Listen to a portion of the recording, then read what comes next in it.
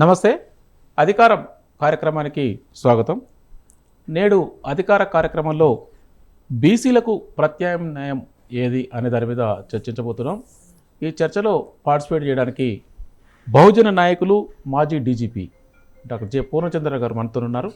అలాగే ఎంబీసీ ఉద్యమ నేత, ప్రముఖ హైకోర్టు న్యాయవాది సిహెచ్ ఉపేంద్ర గారు మనతో జాయిన్ అయి ఉన్నారు స్టూడియోలో. ఇప్పుడు తెలుగు రెండు రాష్ట్రాలలో బీసీలకు ప్రత్యామ్నాయం ఏది అనే దాని మీద నేటి చర్చ. నిజంగా బ్యాక్వర్డ్ క్లాస్కు సంబంధించిన అత్యధిక జనాభా ఉన్నటువంటి బీసీలకు సంబంధించింది ఈ రాష్ట్రాలలో ఎవరు కూడా వీరికి ప్రాధాన్యత ఇస్తున్నట్టు కనిపించడం లేదు. ఎలక్షన్స్ వచ్చినప్పుడు వాగ్దానాలు ఇవ్వడం, హామీలు ఇవ్వడం, ఎలక్షన్స్ గడిచిన తర్వాత మరి వారి పాట వాడు పాడుకుంటున్నారు.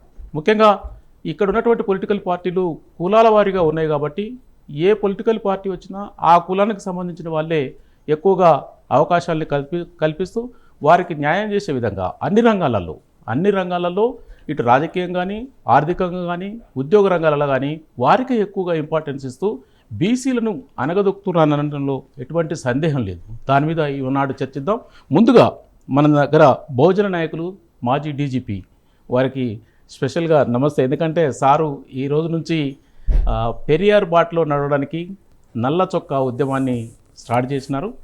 ముఖ్యంగా తెలుగు రెండు రాష్ట్రాలలో నల్ల చొక్కా ఉద్యమం సక్సెస్ కావాలని, పెరియార్ మూమెంటు అందరికీ ఆమోదయోగమైన మూమెంట్ కాబట్టి బహుజనులందరికీ ఆ సార్ మూమెంట్ని మనం అందరం కూడా తూచి తప్పకుండా పాటిద్దాం. ముఖ్యంగా సారు నడుస్తున్నటువంటి బాటలో గతంలో నడిచినటువంటి పెరియార్ గారు బాటని ఎంచుకున్నాడు కాబట్టి వారు సక్సెస్ కావాలని, బడుగు బలైన బహుజన వర్గాలందరికీ కూడా రాజ్యంలో వాటా రావడానికి వారు ఎంతో కృషి చేస్తున్నారు. వారు సఫలీకృతం కావాలని కోరుకుంటూ, సార్ మీరు చెప్పండి, ముందుగా మీరు నేటి నుంచి అంటే కొత్త లుక్ ద్వారా సమాజం ముందుకు వస్తున్నారు. ఇప్పటివరకు జరుగుతున్నటువంటి తెలంగాణ, ఆంధ్రప్రదేశ్లో బీసీలకు జరుగుతున్నటువంటి అన్యాయాల పట్ల మీరు ఏ విధంగా స్పందిస్తారు? ఇప్పుడు నేను రిటైర్ అయినాక కొన్నాళ్ళు ఖాళీగా ఉన్న ఒక ప్రైవేట్ సెక్టార్లో పనిచేశాను. ఆ తర్వాత ప్రజలకి బీసీల విషయంలో న్యాయం ఎట్లా జరుగుద్దా అని ఆలోచించాను. ఎందుకంటే బీసీలే తెలుగు రాష్ట్రాల్లో రాజకీయంగా అన్యాయానికి గురైన వర్గం. మీరు నిజంగా చూసుకుంటే బీసీల శాతం ఆంధ్రప్రదేశ్లో 52% ఉన్నారని చెప్పి జగన్మోహన్ రెడ్డి ప్రభుత్వం కులగణన ద్వారా తేల్చింది. మరి తెలంగాణలో కూడా 56% ఉన్నారని చెప్పి కూడా ఇక్కడ రేవంత్ రెడ్డి ప్రభుత్వం తేల్చింది. సరే, దీని మీద ఇంకా ఎక్కువ పర్సంటేజ్ ఉండొచ్చు అనేది ఒక వాదన. ఏదేమైనప్పటికీ మోడీ ప్రభుత్వం దేశవ్యాప్తంగా కులగణన చేపట్టాలని నిర్ణయించుకున్నది కాబట్టి మరి సెన్సస్ డిపార్ట్మెంట్ చాలా పగడ్బందీగా చేసేటువంటి అవకాశం ఉంది కాబట్టి బహుశా సరైన పర్సంటేజ్ రావచ్చు. బీసీల యొక్క ప్రాధాన్యతతో ఎంతమంది ఉన్నారో తెలవచ్చు. కానీ ఇప్పుడున్న శాతాన్నన్నా మనం తీసుకుంటే 52% ఆంధ్రప్రదేశ్లో, 56% తెలంగాణలో చూసుకుంటే, మరి ఎమ్మెల్యేల పరంగా చూసుకుంటే 15-16% కూడా అసెంబ్లీలో లేరు. అదే కనుక రెండు కులాలు, కమ్మారెడ్డి కులాలు మరి ఆంధ్రప్రదేశ్లో 8% ఉన్నాయి. ఈ 8% ఉన్న కులాలకి దాదాపుగా 50% పైగా మరి ఎమ్మెల్యే సీట్లు తగ్గినాయి.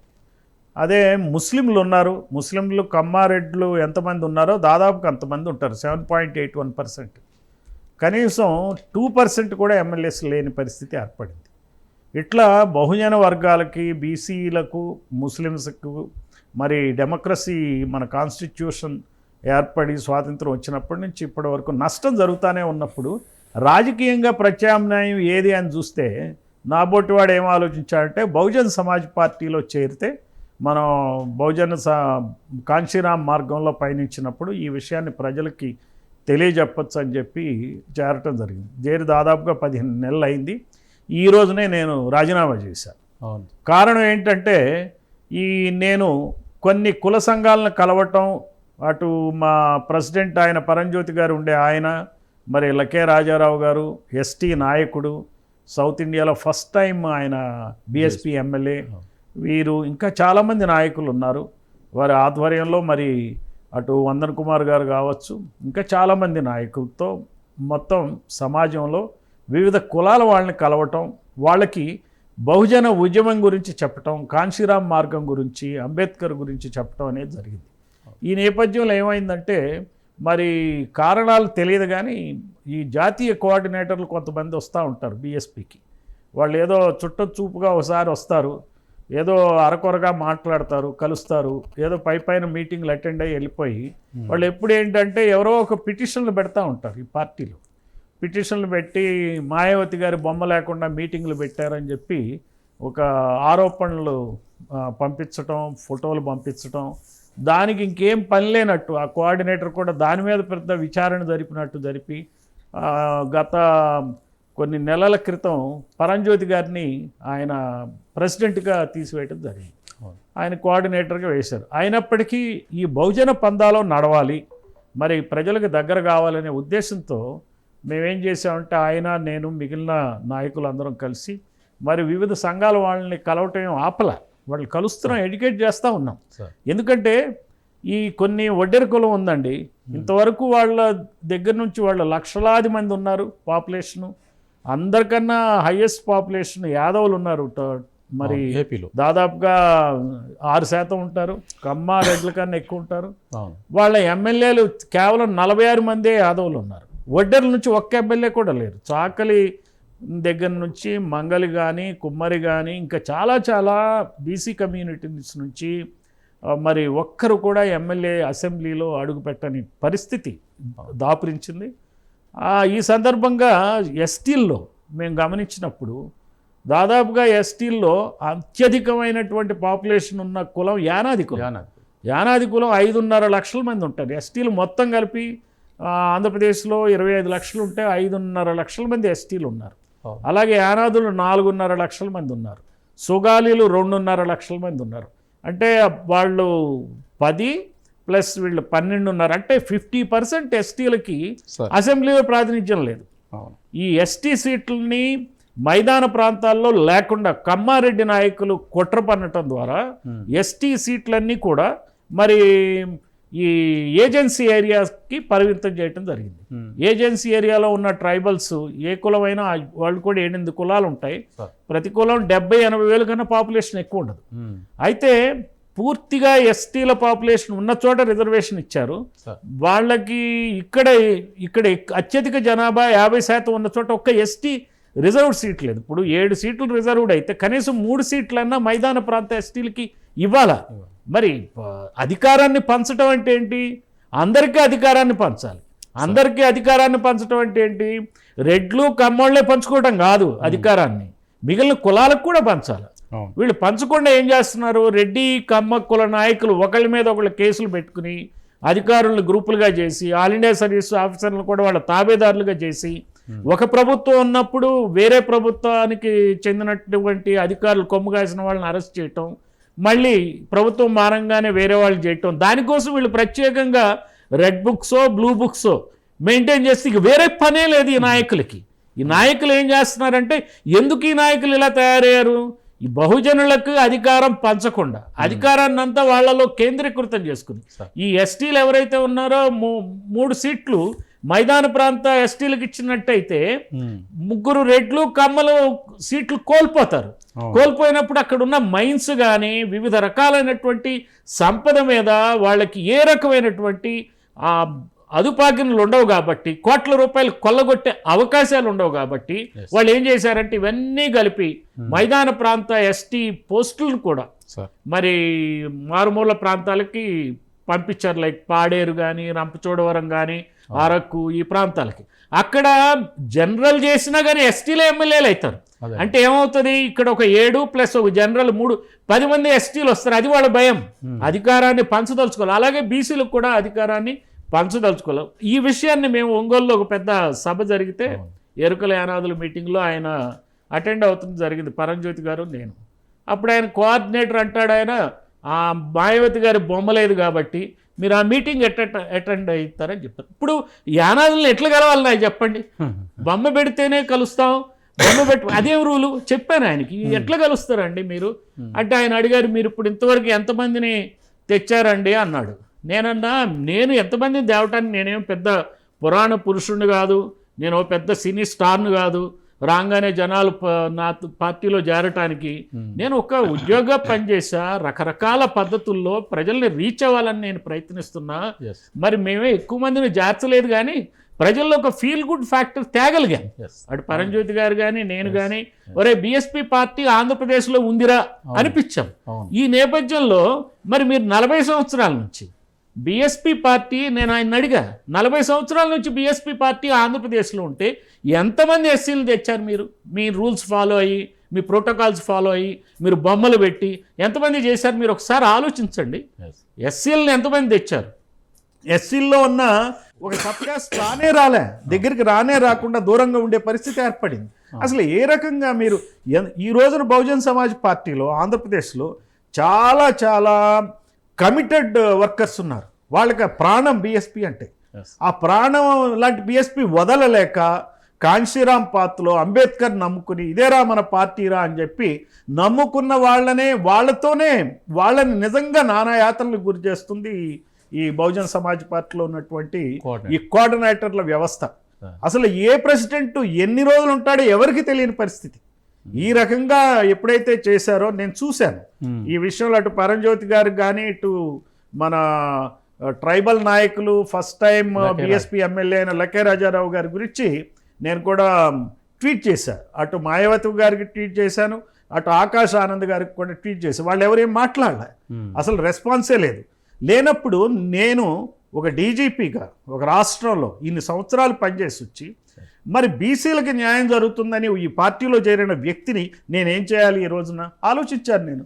ఇది సరైనది కాదు, నాకు అవకాశం దొరకట్లా, ప్రజలకు రీచ్ అవ్వటానికి అవకాశం లేకుండా ప్రోటోకాల్స్ గైడ్ లైన్స్ అని పెట్టి నిర్బంధానికి గురి చేస్తున్నారు.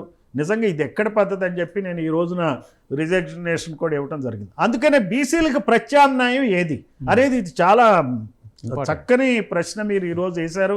బీసీలకు ప్రత్యామ్నాయం మరి టీడీపీ అవుతుందా అంటే టీడీపీ బీసీల పార్టీ అని చెప్పుకోవడం తప్పిస్తే నేతి బీరకాయలాగా టీడీపీ బీసీల పార్టీ కాదు. మీకు ఖచ్చితంగా తెలుసు అది. ఎందుకంటే బీసీలలో టీడీపీ కనుక బీసీల పార్టీ అయితే ఇప్పుడు ఏడీఎంకే రూల్లో ఉన్నటువంటి తమిళనాడులో బీసీలు ఎంత అభివృద్ధి చెందారో మరి ఒక బీసీ ముఖ్యమంత్రి ఎట్లుండి ఈ పాటికి బీసీ ముఖ్యమంత్రి కావాలి.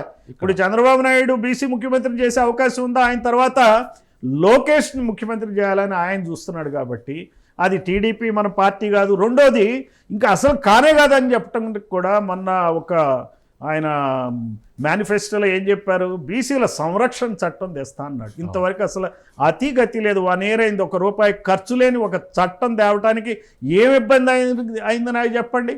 మరి ఆయన ఆ పని చేయలే. లేదు 34% నామినేటెడ్ పోస్టులో రిజర్వేషన్లు ఇస్తామన్నారు. అటు మేనిఫెస్టోలో చెప్పి ఇటువైపు ఏం చేశారు?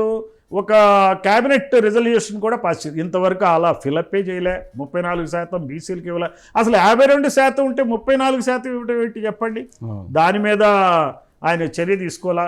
అలాగే బీసీ సప్లాన్ నిధులు చేకూర్చడంలో కూడా ఏ రకమైన చర్య తీసుకోలే. మరి అది బీసీల పార్టీ ఎట్లా అవుతుంది? సో టీడీపీ బీసీల పార్టీ అయినప్పుడు వైసీపీ బీసీల పార్టీ కానే కాదు, వాళ్ళు ఎస్సీల పార్టీ అని చెప్పుకుంటారు. కానీ ఎస్సీలకు ఏం వరకు పెట్టింది వైసీపీ? గత వైసీపీ హయాంలో ఏం జరిగింది?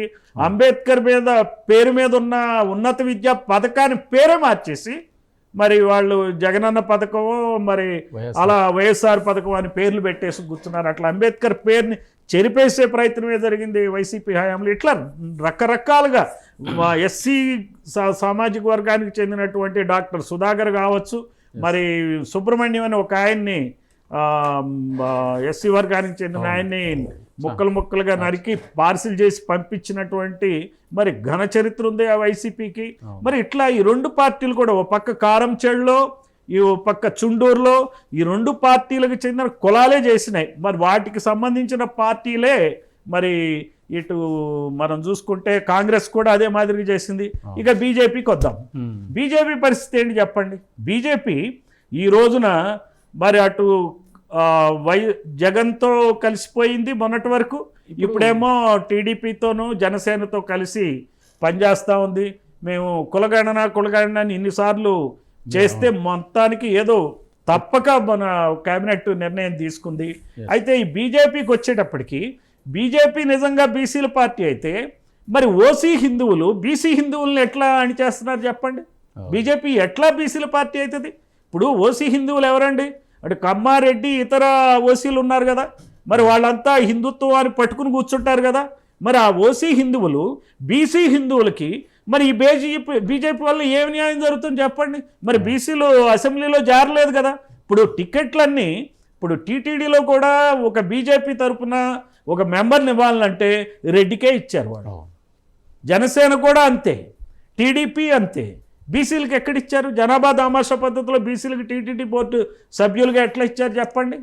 ఇట్లా మీరు ఎక్కడ చూసుకున్నా బీజేపీ ఇంతకుముందు పెరియార్ ఈ విషయాన్ని క్లియర్గా చెప్పాడు. ఆయన పెరియార్ ఈ రోజున కాదు, మన స్వాతంత్ర్యం వచ్చిన రోజును ఏదైతే 15 ఆగస్టు 1947 ఉందో స్వాతంత్ర దినోత్సవం, అది మనం పండగ చేసుకునే రోజు కాదు, అది మనం నిరసన తెలపాల్సిన రోజు అని చెప్పాడు.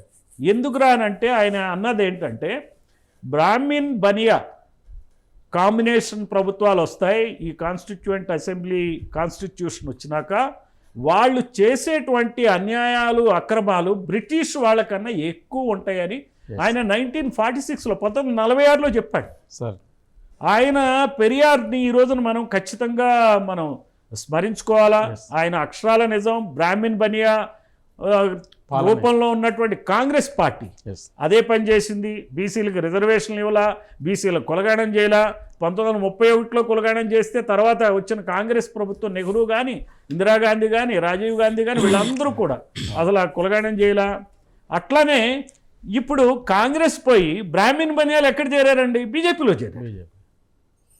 సో పార్టీ మారింది, కానీ ఏ కులాలైతే గ్రామాల్లో ఆధిపత్యం వహిస్తున్నాయో, కమ్మారెడ్డి కులాలు ఏవైతే ఆధిపత్యం వహిస్తున్నాయో ఆ కులాలే ఈ రోజున రాజ్యం వెళ్తున్నాయి, వైసీపీ రూపంలో, టీడీపీ రూపంలో, బీజేపీ రూపంలో.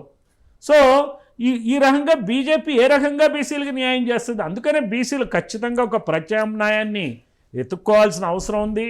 ఆ దిశలో మేము పనిచేస్తున్నాం. మరి ఈ నెల 27వ తారీఖున బీసీలకు సంబంధించి పెరియార్ మూమెంట్ ఏదైతే ఉందో, పెరియార్ గురించి ఈ రోజున ఇంకో మాట చెప్పుకోవాలి మనం. 1944లో ఆయన వయసు అప్పుడు 65 సంవత్సరాలు. ఆ 65 సంవత్సరాల వయసులో ఆయన పెట్టింది ఏంటంటే ద్రావిడార్ కళగం అని ఒక సంస్థను ఏర్పాటు చేశాడు. బ్లాక్ షర్ట్స్ మూమెంట్ అని తీసుకొచ్చాడు. బ్లాక్ షర్ట్ అంటే ఈ మతతత్వ, కులతత్వ దోపిడీకి, అణిచివేతకి, నిరసనకై వ్యక్తం చేస్తా ఆయన బ్లాక్ షర్ట్స్ మూమెంట్ తీసుకొచ్చాడు. చాలా పాపులర్ అయింది. సో అలానే ఆయన ఫ్లాగ్ కూడా బ్లాక్ ఫ్లాగ్ పెట్టి రెడ్ సర్కిల్ ఇచ్చాడు. అందులో రెడ్ ఎందుకంటే విప్లవానికి, ఫైట్ చేయటానికి, వ్యతిరేకించడానికి, వెలుక్కి తార్కాణంగా తీసుకొచ్చాడు. అంటే ఈ రోజున పెరియార్ అక్షరాల 80 సంవత్సరాల తర్వాత ఏదైతే ఆయన పెరియార్ చేశాడో ఈ రోజున అది ఆంధ్ర, తెలంగాణ ప్రజలు ఖచ్చితంగా ఆచరించాలి.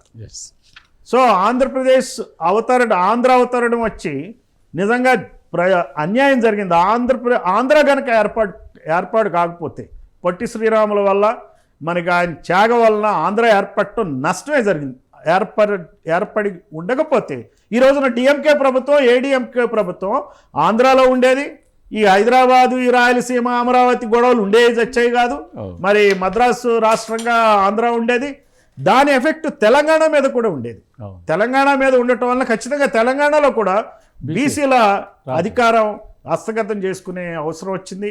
ఈ రోజున బీసీలని ఎస్సీ ఎస్టీలు కూడా సపోర్ట్ చేయాలా. ముస్లింలకి, బీసీలకి, ఎస్సీ ఎస్టీ వర్గాలు ఖచ్చితంగా సపోర్ట్ చేస్తేనే ఎస్సీ ఎస్టీలకి ఇప్పుడున్న నామమాత్రపు అధికారాలు ఏవైతే ఉన్నాయో, సీట్లు ఉండొచ్చు కానీ అధికారాలు లేవు. రెడ్డి, కమ్మ, వెలమ చేతుల్లోనే వీళ్ళు ఉన్నారు. కాబట్టి మనం బీసీలను సపోర్ట్ చేయడం ద్వారా అప్పుడు ఖచ్చితంగా బీసీ, ఎస్సీ, ఎస్టీ మైనారిటీలు కలవడం ద్వారా మన ప్రజలకు కావాల్సినది, బీసీలకు కావాల్సినటువంటి సంక్షేమం కానీ వివిధ రకాల కార్యక్రమాలు అమలు చేయడానికి పనికొస్తుంది. కాబట్టి ఈరోజు చాలా ఇంపార్టెంట్, మంచి చర్చ లేపారు. బీసీలు అందరూ ఆలోచించాలా, ఒక ప్రత్యామ్నాయం వైపు చూడాలా, వీళ్ళను నమ్మటానికి వీల్లేదు అనే దాన్ని ఒక తీవ్రమైన నిర్ణయానికి ఈ రోజున బీసీలు రావాల్సిన అవసరం ఉంది. ఓకే, థ్యాంక్ యూ పూర్ణచంద్ర గారు. ఉపేంద్ర గారు, సారు చాలా సుదీర్ఘంగా చెప్పినారు. బీసీలకు ప్రత్యామ్నాయం అంటే ఇప్పుడున్నటువంటి వ్యవస్థలో బీసీల పాత్ర ఎట్లా ఉంటుంది. పూర్వం పెరియార్ సార్ లాంటి వారు ఆనాడే చెప్పినారు అంటే స్వతంత్రం వస్తే ఎట్లా ఉంటుందన్న ఇంటెన్షన్ ఆనాడే ఎక్స్పోజ్ చేసినాడు. కాబట్టి మీరేమంటారు ఇప్పుడున్నటువంటి పరిస్థితులను ఆసరా చేసుకో? ఇప్పుడున్న పరిస్థితులు ముఖ్యంగా మనం గమనిస్తే ఇప్పుడు ప్రజలందరూ కూడా ఈ కాన్సెప్ట్కి వచ్చింది. సామాజిక న్యాయం కావాలి, భారత రాజ్యాంగం యొక్క ఫలాలు అందరికీ దక్కాలి, అది రాజకీయంగా, ఆర్థికంగా, సామాజికంగా. అప్పుడే కదా ఈ సమాజం పరిడవిల్లేది. భారత రాజ్యాంగం యొక్క ఫ్రూట్స్ బ్రిటిష్ ప్రభుత్వంలో బానిసలుగా ఉన్నాము, మనం మగ్గిపోయినాము, మనకు అధికారం కావాలి, ఆత్మగౌరవం కావాలి, రాజ్యాధికారం కావాలని మనం పోరాటాలు చేసిన సందర్భంలో మనకి స్వతంత్రం వచ్చింది. స్వతంత్రం వచ్చిన సందర్భంలో ఏం జరిగింది, ఈ దేశంలో ఎట్లా పరిపాలన జరగాలనే దానికి మనకి ఒక రాజ్యాంగాన్ని పెట్టుకున్నాం. ఆ రాజ్యాంగాన్ని రాసినప్పుడు అందులో స్పష్టంగా ఉన్నాయి కదా మనకి, కానీ అవి ఇంప్లిమెంట్ కాకపోవడం వల్లనే కదా ఇంత దూరం వచ్చింది. ఆ రోజు కూడా ఈ ముసాయిదా కమిటీకి చైర్మన్ ఉన్న అంబేద్కర్ గారు తన చివరి ప్రసంగంలో చెప్పాడు, నేను ఎస్సీ ఎస్టీలకు ఇందులో అధికారాలు ఇచ్చాను, కానీ బీసీలకు ఇవ్వలేకపోతున్నందుకు నేను చాలా బాధపడుతున్నాను. కానీ ఆర్టికల్ 340 ప్రకారం బీసీలకి కొన్ని భారత రాష్ట్రపతి తోటి ఒక కమిషన్ నియమించి ఆ రికమెండేషన్ ద్వారా మనం వీళ్ళకి న్యాయం చేయవచ్చు అనేది వారు చెప్పినారు.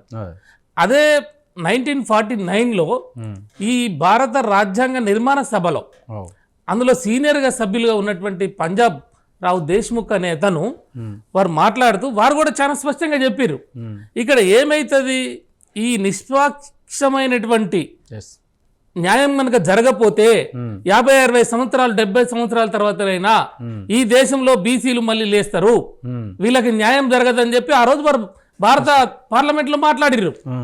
అవే నిజమవుతున్నాయి కదా ఇప్పుడు, అంతే కదా, అవే బయటకు వస్తున్నాయి కదా. వాళ్ళు ఆ రోజు ఏ రోజు అయితే బాధపడ్డారో ఈ వర్గాలకు అన్యాయం జరుగుతుంది, ఈ వర్గాలకి అవకాశాలు రావు, వీళ్ళకి జరుగుతుందేమో అని బాధపడుతూనే ఏం చేయలేదు నేను రాజ్యాంగ ప్రకారం అని చెప్తూనే, కానీ కొన్ని అంశాలు చేసినా వాటి ద్వారా వీళ్ళకి అవకాశాలు వస్తాయేమో అని అంబేద్కర్ గారు అంటే దాన్ని సపోర్ట్ చేస్తూ వీరు పంజాబ్ రావు దేశ్ముఖ్ గారు వారు చెప్పారు, తప్పకుండా ఈ వివక్ష జరుగుతుంది, విద్యా ఉద్యోగ రాజకీయ ఆర్థిక సామాజిక రంగాలలో ఈ ప్రజలకి సరైన న్యాయం జరగకపోతే, అన్యాయం జరిగితే ఇక్కడ తిరుగుబాటు వస్తుంది అని చెప్పారు. ఇప్పుడు అదే జరుగుతున్నది కదా మన తెలంగాణ. ఇప్పుడు సారా ఆంధ్ర గురించి మాట్లాడారు, ఆంధ్రప్రదేశ్ గురించి మాట్లాడారు, అక్కడ తమిళనాడు గురించి చెప్పారు. ఆ రోజు కూడా అదే చెప్పారు. 1951లో ఈ ఐఆర్ కోహ్లీ విషయంలో వచ్చినప్పుడు ఇది కులాల పరంగా రిజర్వేషన్ చెల్లదు అన్నప్పుడే కదా 90 పెరియార్ ఉద్యమం వచ్చింది. ఆ ఉద్యమం వచ్చి పెద్ద ఎత్తున అసలు ఈ దేశంలో మేము భాగస్వామ్యం కాదు, మేము అవసరమే లేదు, మాకు ప్రత్యేక దేశం కావాలనే కాడికి పోయింది. అది పోయిన తర్వాతనే నీకు రాజ్యాంగంలో మొదటి సవరణ జరిగింది. అదే నీకు 15(4), 16(4) విద్యా ఉద్యోగాలలో నీకు రిజర్వేషన్లు అని చెప్పి ఇచ్చారు. లేకపోతే మనకు రిజర్వేషన్లు ఎక్కడి, అంతకుముందు దళితులకు రిజర్వేషన్లు, ముస్లింలకు రిజర్వేషన్లు ఉండే బ్రిటిష్ గవర్నమెంట్ లో. ఈ చిత్రం ఏంటి అంటే బ్రిటిష్ గవర్నమెంట్ లో ప్రతి సంవత్సరాలకు ఒకసారి సర్వే జరిగిందండి ఇక్కడ ఈ దేశంలో బీసీల మీద. వీళ్ళ ఎడ్యుకేషన్ ఏంటి, వీళ్ళ ఎంప్లాయ్మెంట్ ఏంటి, వీళ్ళ ఆర్థిక పరిస్థితులు ఏంటి, వీళ్ళకి భూములు ఉన్నాయా, చదువు ఉందా, వీళ్ళ సంస్కృతి సంప్రదాయాలు, వీళ్ళు ఏ దేవులను పూజిస్తారు, ఏ ఆహారం తింటారు, అసలు వీళ్ళ పరిస్థితులు ఏంటి ఈ దేశంలో అని వాళ్ళు ప్రతి సంవత్సరాలకు ఒకసారి చేశారు. 1831 నుంచి 1913 వరకు ప్రతి సంవత్సరానికి కులగణన జరిగింది ఇక్కడ.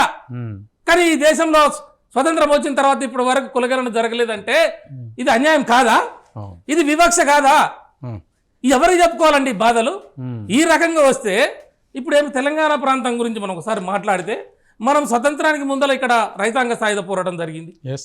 భూమి కోసం, ముక్తి కోసం, విముక్తి కోసం ఇక్కడ ఈ పీడన వర్గాలు, ఈ దోపిడీకి గురి కాబడ్డా, వివక్షకు గురి కాబడ్డా ఈ బీసీ వర్గాలు, ఈ ఎస్సీ వర్గాలు, ఎస్టీ వర్గాలు వీళ్ళే కదా మాకు కావాలి, పీడన విరగడ కావాలని ఆ రోజు తుపాకులు బట్టి, ఆయుధాలు బట్టి ఒక ఉద్యమాన్ని చేశారు.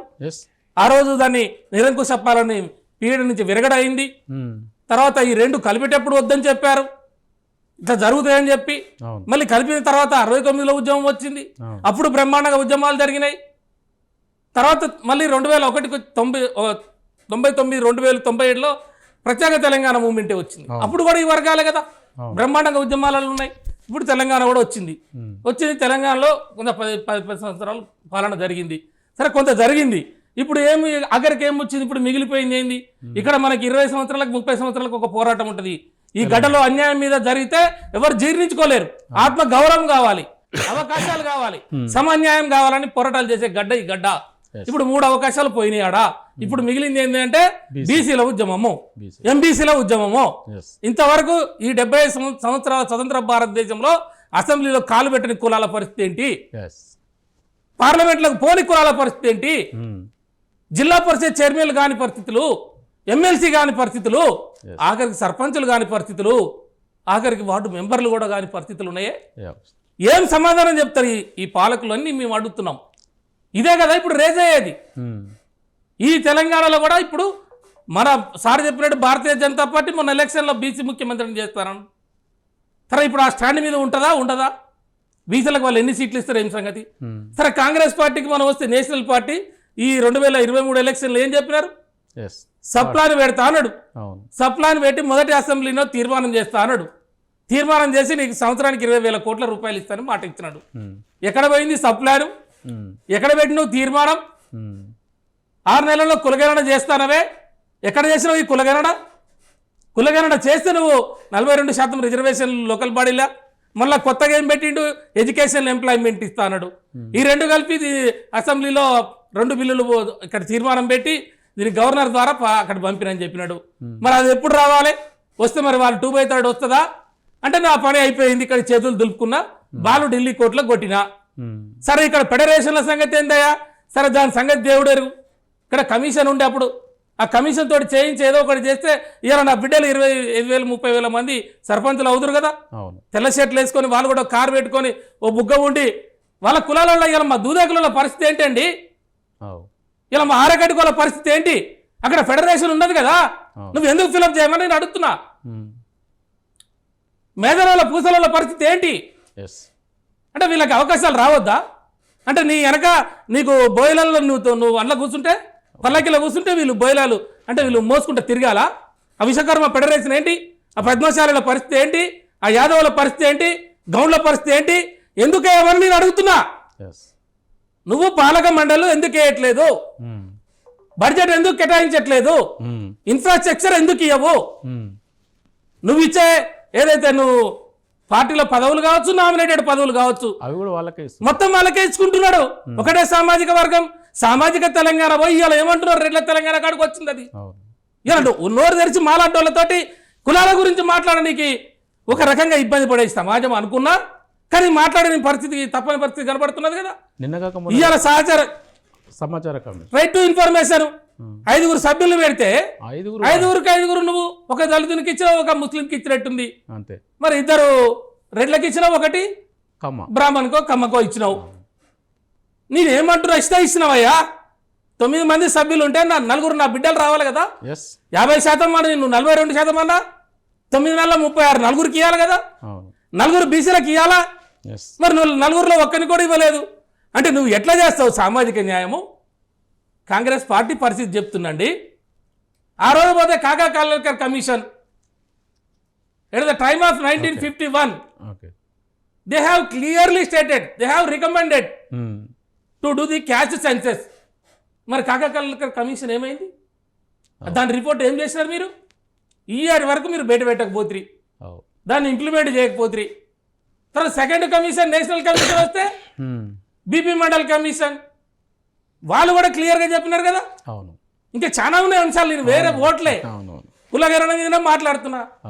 వాళ్ళే కాదు, సుప్రీంకోర్టు అనేక సార్ల సందర్భాలలో సుప్రీంకోర్టు అండి భారతదేశంలో అత్యున్నతమైన న్యాయస్థానము అనేక కేసులలో ఈ రిజర్వేషన్లకు సంబంధించినటువంటి పంచాయతీలలో కేసులు వస్తే ఆ కేసులలో చెప్పి ఇవన్నీ పక్కకు పెట్టి, అరే నాయన ముందు ఆ జనం సంగతి తేల్చంటారా? ఎస్సీలు ఎంతమందురు, ఎస్టీలు ఎంతమందురు, సరే వాళ్ళకి దక్కుతుంది భారత రాజ్యాంగం ప్రకారం. వీళ్ళ పరిస్థితి ఏందో వీళ్ళని తీయండి బయటికి.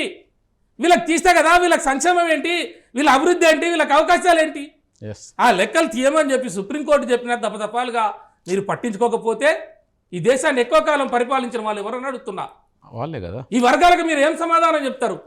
ఇవాళ ఈ రకంగా రోడ్ల మీదకి వచ్చి జనం మేమెంతో మాకంతా ఓట్లు మావి సీట్లు మీ అనేది చల్లవుగా, ఓట్లు మావే సీట్లు మావేనే నినాదంతో ముందుకు వచ్చే పరిస్థితి వచ్చిందే.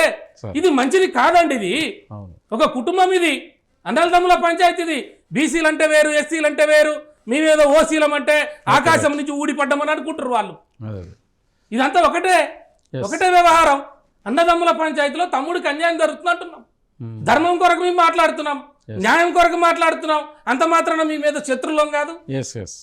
కాబట్టి అర్థం చేసుకొని ఇవాళ బీసీ వర్గాలు తెలంగాణ రాష్ట్రంలో ఓ ముక్త కంఠంతో ఉన్నాయి. ఇప్పుడు సార్ చెప్పినట్టయినా మీరు చెప్పినట్టయినా ప్రత్యామ్నాయం ఏంటి అంటే ఈ వర్గాలకు ఎవరు న్యాయం చేస్తారో ఈ వర్గాలకి రేపు చట్టసభలలో సీట్లు ఇచ్చే విషయం కావచ్చు, 50% పార్టీ పదవులలో కావచ్చు, లేకపోతే నామినేటెడ్ పదవులలో కావచ్చు, ఏ రంగంలో అయినా సరే ఈ వర్గాలకి న్యాయం చేయడానికి ఎవరు ముందుకు వస్తే అటువైపు చూసే పరిస్థితి కనబడుతున్నది. ఆల్టర్నేట్ ఏమొస్తుంది, దీనికోసమే ఏమొస్తుంది అనే విషయాలు కాలం పరిష్కరిస్తుంది. మన ఉపేంద్ర గారు చాలా క్లియర్గా చెప్పారు ఇందా ఓ మాట. అంబేద్కర్ గారి గురించి మరి ఆ రోజున ఆర్టికల్ 16(4), 15(4) అమెండ్మెంట్స్ గురించి మాట్లాడారు. ఒక గొప్ప పరిస్థితి ఉండే అప్పుడు బహుజనులకి 1950s. ఓ పక్క పెరియారు ఎప్పుడైతే రిజర్వేషన్లో సెటిసైడ్ చేసిందో కోర్టు, బ్రిటిష్ వాళ్ళ హయాంలో వచ్చిన రిజర్వేషన్ని ఇండియన్ గవర్నమెంట్ వచ్చినాక కోర్టు ఇండియన్ కాన్స్టిట్యూషన్ ప్రకారం సెటిసైడ్ చేస్తుంది. అప్పుడు పెరియారు తమిళనాడులో విపరీతమైనటువంటి ఆందోళనలకి పిలిపిస్తాడు, ఆందోళన జరుగుతాయి. ఇక్కడ ఈ ఆందోళన చూపెట్టి అక్కడ అంబేద్కర్ గారు ఏం చేస్తా అంటే నెహ్రూ మెడలు వంచి ఫస్ట్ కాన్స్టిట్యూషన్ అమెండ్మెంట్ 1951 ఆయన తీసుకురావడం. అప్పుడు బీసీల రిజర్వేషన్కి, బీసీల కులగణనకి ఒక ప్రాతిపదిక ఏర్పడుతుంది.